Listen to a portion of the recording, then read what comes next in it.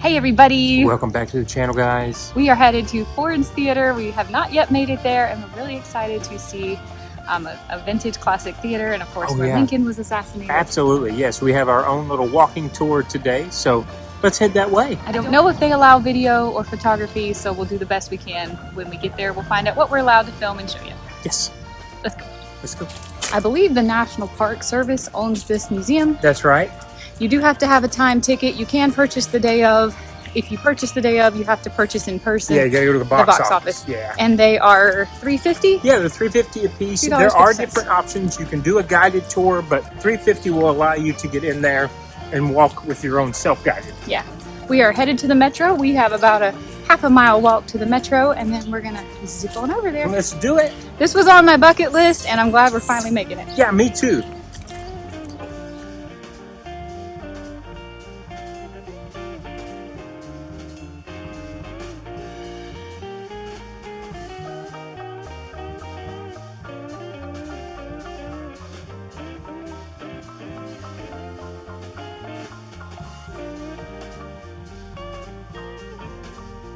We're about a block away, but I wanted to stop here. There's a heritage trail downtown, and this one's showing John Wilkes Booth and the reward in the newspaper that was given for his capture. So we have, like I said, just about a block left to go. This is kind of neat, though. My brother saw Booth as he came down the alley and turned to F Street, which is where we are right now. We're on F Street. Yeah. Wow. All right, let's go.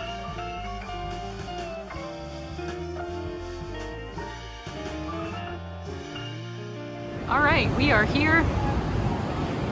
We are on the same side of the street as Ford's Theater, so this is our view of it.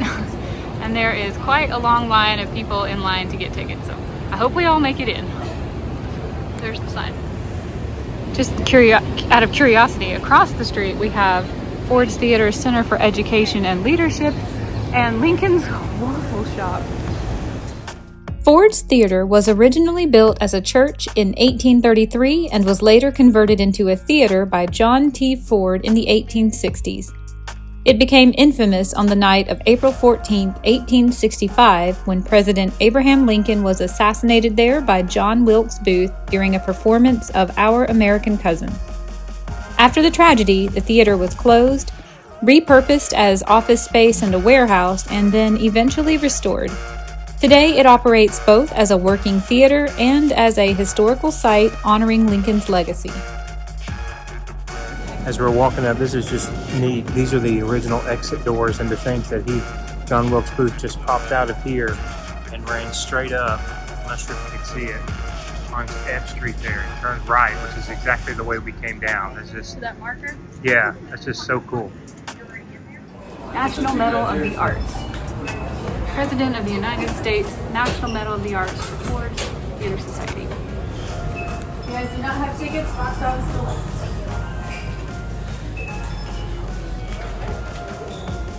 All right, so box office, as two DC individuals living in town, they were free for us. I told you $3.50 online, but when he asked where we lived, we've done them for free, very thankfully so. So let's head in. We have, I think we have the basement first, the museum. Then we will go up and we will see the theater itself. Let's go.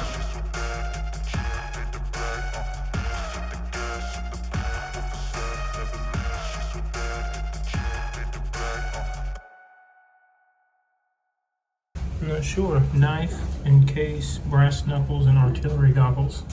When the Baltimore assassination plot was uncovered, his friend and bodyguard offered the president-elect this knife, goggles, and brass knuckles. Oh, wow. Okay, we're walking into the main exhibit now. That's so cool. So happy to be here. Lincoln and Buchanan in 1861 on their way to his first. I see that, yeah.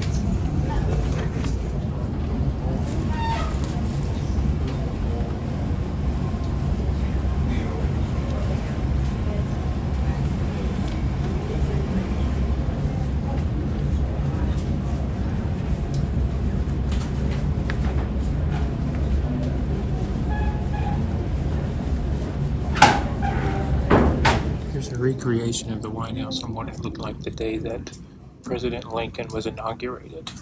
You can see the construction on my left, and they've made a mold of it up top here. And then this is the actual photo that they've tried to scale out. Of course, not life-size, but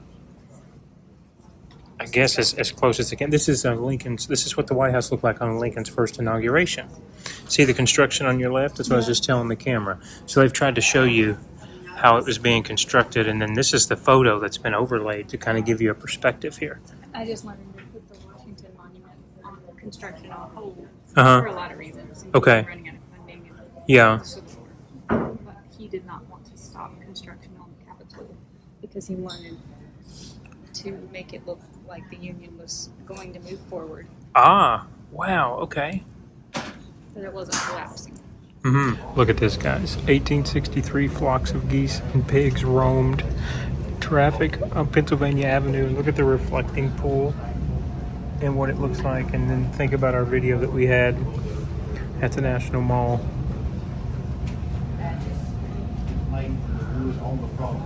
Washington is but a ragged, unfinished collection of unbuilt broad streets.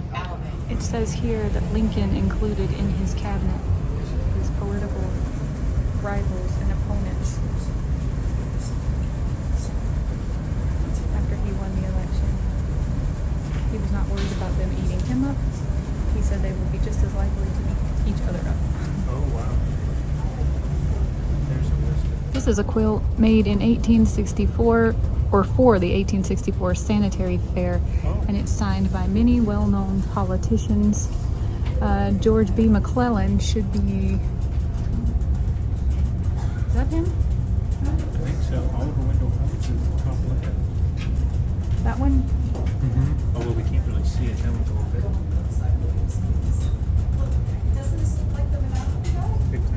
I don't think you can actually are going to be able to read, but that is very interesting. Made for the 1864 Sanitary Fair, a new commission that women spearheaded. Lincoln made two promises in his first inaugural address, and that was to hold, occupy, and possess southern forts, and to avoid firing the first shot in any conflict. However, the first shots of the Civil War were actually fired 2 months before he took his oath in office at Fort Sumter on January 9th, 1861. Here's a flag fragment that hung at Fort Sumter during the beginning of the Civil War. There's just little fragments left. And then here's a little placard, Jefferson Davis, Robert Toombs, striking. He will wantonly strike a hornet's nest, Jules. Winfield Scott's effort to blockade and isolate the South. This is Lincoln in the White House in 1864. In this little corner we have various photographs of Mary Todd and the boys.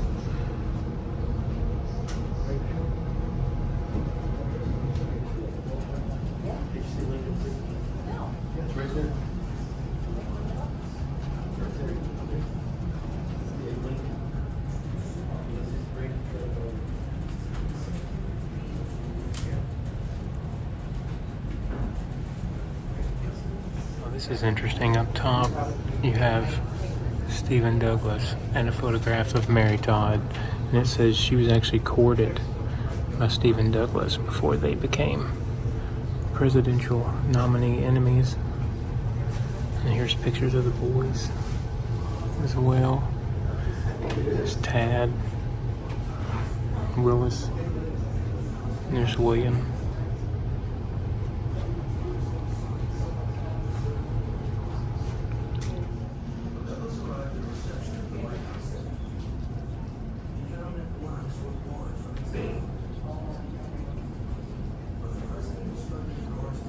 This says Lincoln signed the Homestead Act and issued the first paper dollar in May 1862. And it caught my eye. Here's some items from the White House. There's a sword and a handwritten note here that says, "Let these men take the oath and be discharged." And then we have some dinnerware. Apparently Mary Todd was Very extravagant in her tastes. And she overspent her $20,000 congressional appropriation by more than $6,700. There's an evening fan. Here's a photograph, framed photograph of Mary Lincoln. Of course, she was a Lexington, Kentucky native. She's a daughter of slave owners and suffered greatly from, at the time, what was called melancholia.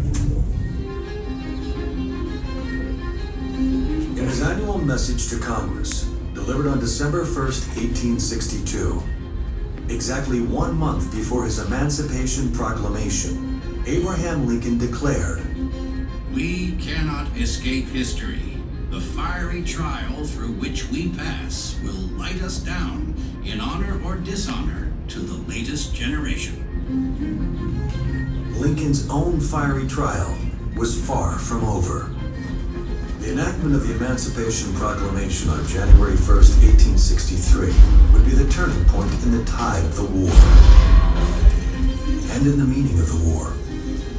Frederick Douglass had no doubt about that point.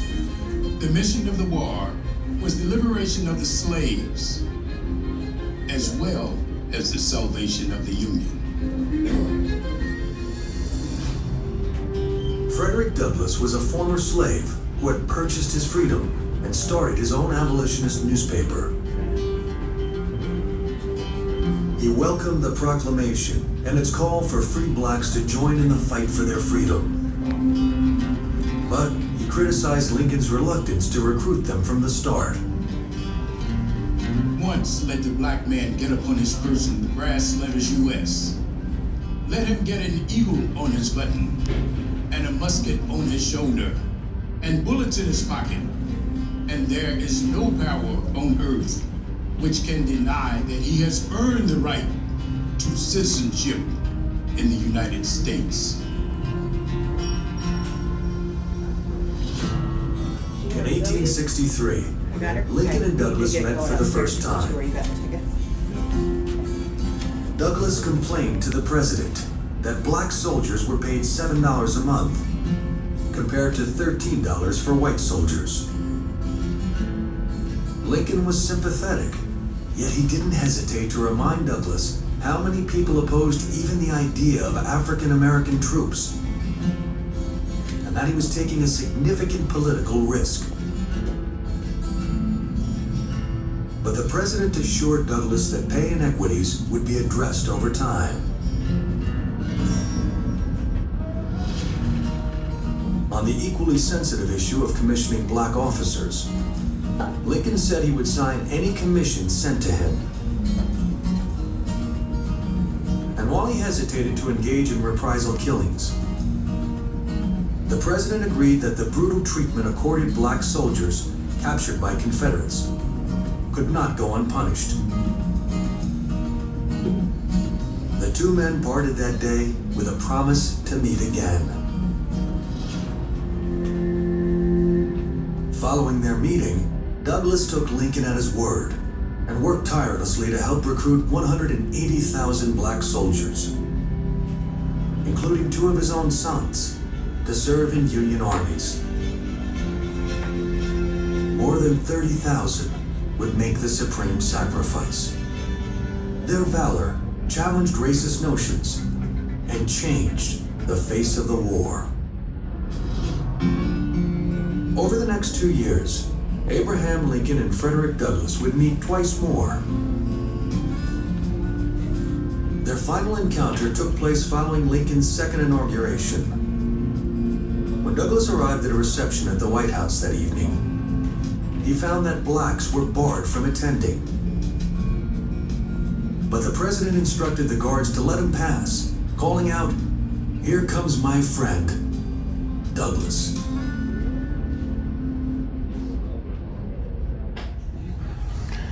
Here's a map from, it says 1850, and the states in black are the ones that have legalized slave ownership. 1856, okay, the Missouri Compromise, yes. top of the map, though, says a census of 1850. And this is a little exhibit on the road to emancipation.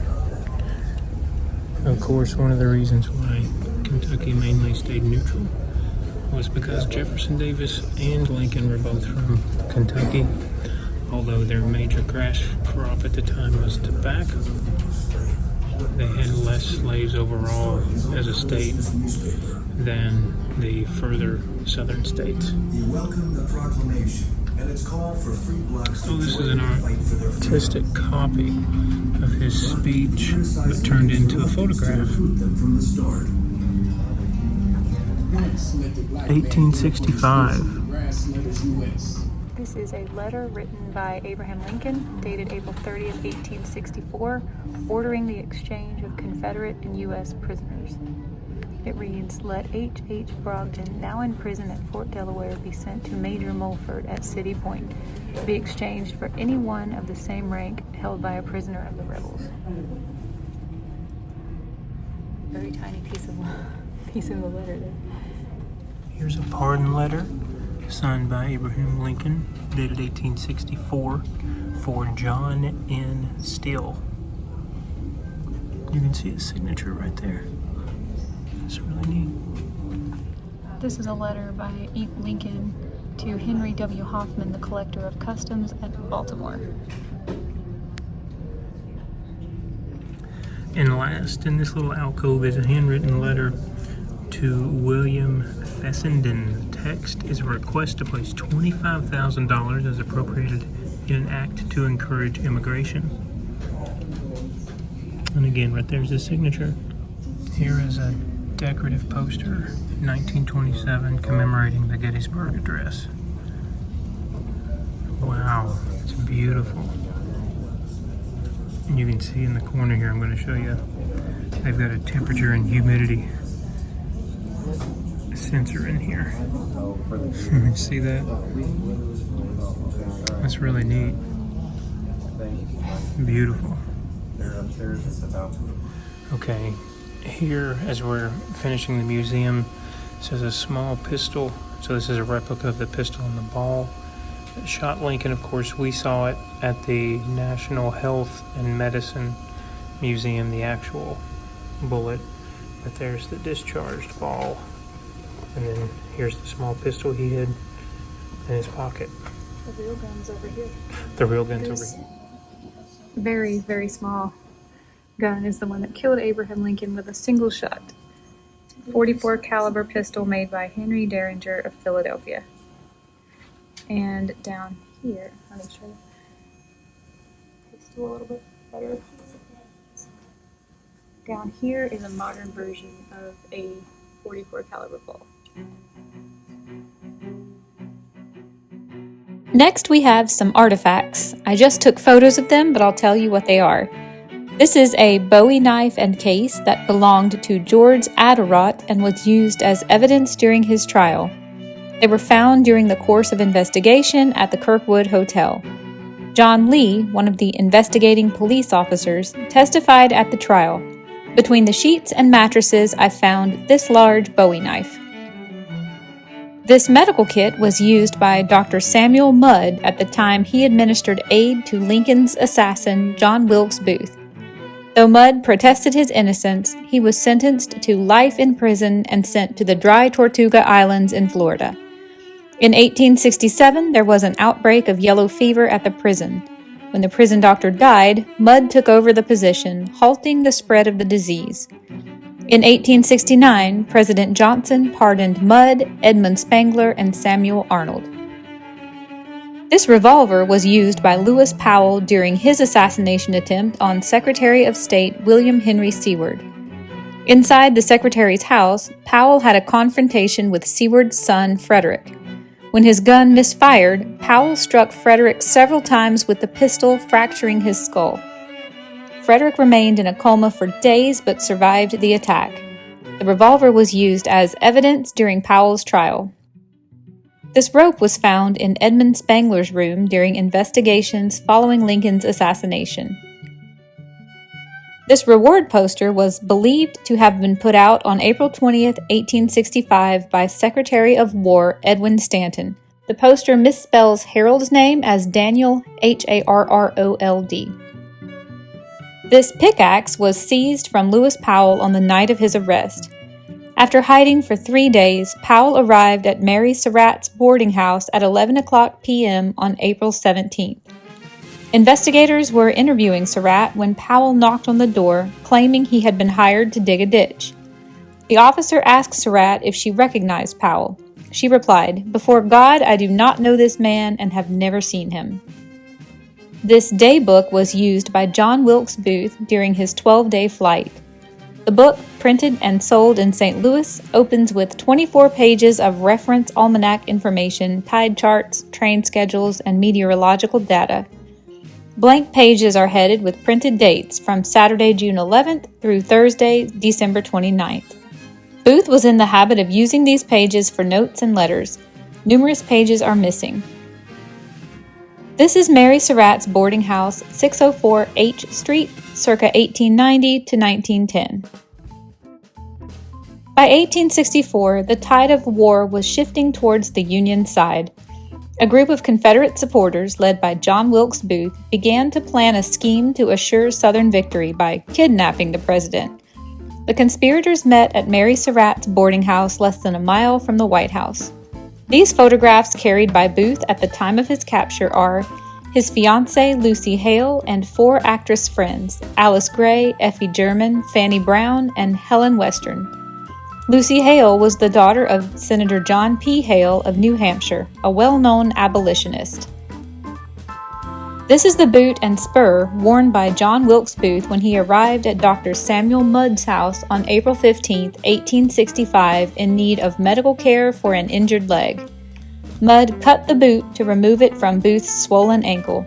5 days later, investigators arrived at Mudd's house and found the boot. This is one of 2 Spencer carbines carried by John Wilkes Booth during his escape. One of the guns was found at Mary Surratt's Tavern in Maryland. Booth carried this gun during his escape. The canvas sling allowed him to wear it over his shoulder. These Colt revolvers and holsters were carried by John Wilkes Booth during his escape. They were with him when he was caught and killed. This knife and sheath were owned by George Atzerodt, who was tasked with the murder of Vice President Andrew Johnson. The night of the assassination, he sat in the bar at the Kirkwood Hotel trying to work up his courage. When that failed, he wandered the streets of Washington, eventually throwing the knife into the gutter. The knife was later retrieved and used as evidence in his trial.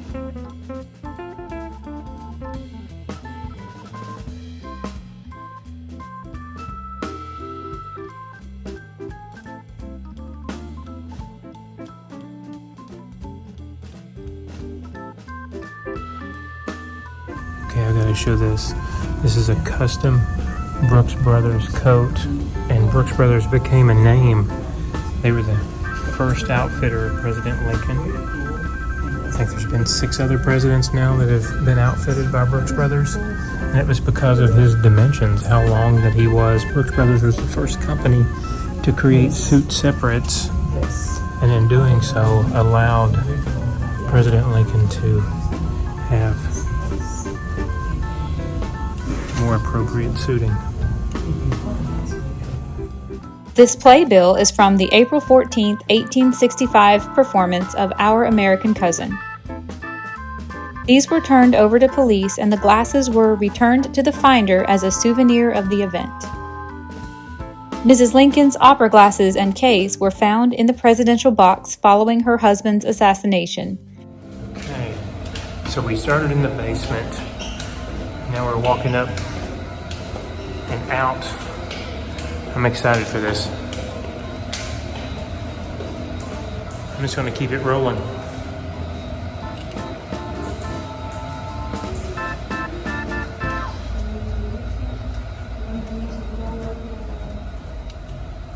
Oh, this is interesting. They've got a Lincoln on one side of the wall and Booth on the other side of the wall, and it's a timeline. 8 o'clock in the morning, Lincoln is having breakfast with his family. All right, at 9 a.m. Booth. He's in his room at the National Hotel. He rises and dresses. 11 o'clock a.m. Before his cabinet meeting, Lincoln sends a message to Ford's Theater that he will attend the evening's performance. 11 o'clock, Booth strolls to Ford's Theater picking up his mail, and he learns of a letter delivered to Ford's that morning confirming that Lincoln will. Okay, 12 noon, a stable near Ford's Theater. Booth arranges to rent a horse with a fellow conspirator. Okay, 1 o'clock, Booth visits Mary Surratt at her boarding house, hands her a small wrapped package containing field glasses to be delivered to her family tavern in Maryland. 3 o'clock p.m. His meetings are concluded for the day, and Lincoln takes a carriage ride with his First Lady. 4 o'clock, Lincoln and Mary visit the Navy Yard and tour the ironclad vessel Montauk. 6 p.m., Lincoln relaxes with old friends from Illinois. 8 p.m. at the Herndon House, Booth reviews plans with co-conspirators Lewis Powell and George Astaroth and David Harold. 8:30 p.m., the Lincolns arrive at Ford Theater. The production stops and the orchestra plays Hail to the Chief. Oh, that's cool. All right, 9 p.m., Booth approaches the rear Ford Theater through a narrow passage known as Baptist Alley. 10 o'clock p.m., Lincoln and Mary hold hands. Mary wonders what young Clara will think, and the president replies, "She won't think anything about it." Those are the last words he spoke. 10 p.m., Booth enters the lobby of Ford's Theater and heads up the stairs to the dress circle. He hands his card to Lincoln's footman and enters in the back of the president's theater box.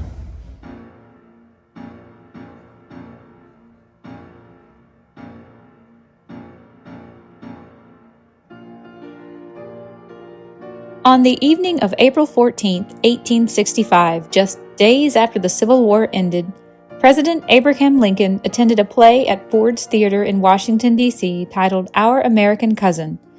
It was supposed to be a relaxing night, a celebration of peace. But in the shadows lurked John Wilkes Booth, a well-known actor and Confederate sympathizer who had been plotting Lincoln's death for weeks. Booth was furious over the South's defeat and the president's efforts to grant rights to formerly enslaved people. He believed killing Lincoln would revive the Confederate cause. That night, Booth slipped into the presidential box at the theater around 10:15 p.m. and shot Lincoln in the back of the head with a small Derringer pistol. He leaped onto the stage, breaking his leg in the fall, and shouted either "Sic semper tyrannis," which is Latin for "thus always to tyrants," or maybe another phrase lost to history, before escaping through the back of the theater. Meanwhile, Booth's co-conspirators launched coordinated attacks. One stabbed Secretary of State William Seward in his home, severely injuring him. Another failed to carry out an attack on Vice President Andrew Johnson. These were not random acts of violence. They were part of a broader plot to destabilize the Union government. Lincoln was rushed across the street to the Peterson House, where he died the next morning, April 15th, becoming the first U.S. president to be assassinated. A massive manhunt followed. Booth fled south through Maryland and Virginia, aided by Confederate sympathizers. 12 days later, Union soldiers found him hiding in a barn on a Virginia farm. When he refused to surrender, the barn was set on fire and Booth was shot. He died from his wounds hours later. 8 of Booth's co-conspirators were tried by a military tribunal. 4 were hanged, including Mary Surratt, the first woman executed by the U.S. government. Lincoln's assassination shocked the nation and changed the course of Reconstruction. Ford's Theater was shut down for more than 100 years. Today, it stands as a somber reminder of a moment when national healing was interrupted by a final tragic act of war.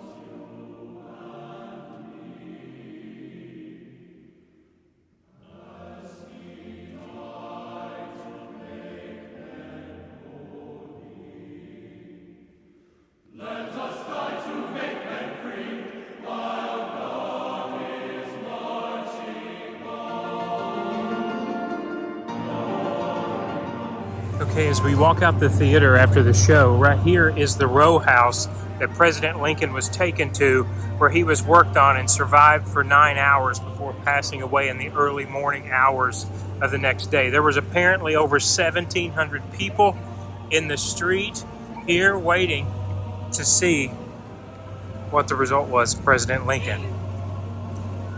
You scared me. Okay, guys, we almost lost Michael in the street. Trying to film for you. I got, when you're behind that camera, sometimes you don't pay much attention. We're not going to film the house where Lincoln died. You can go in there as part of the tour, but we are going to keep it moving. We have something else we want to That's go right. to. So if you've been along for this adventure, thank you so much for watching. We'll see you another day in another one. Such a cool experience. That was great. Have a great day, guys. Bye, everybody.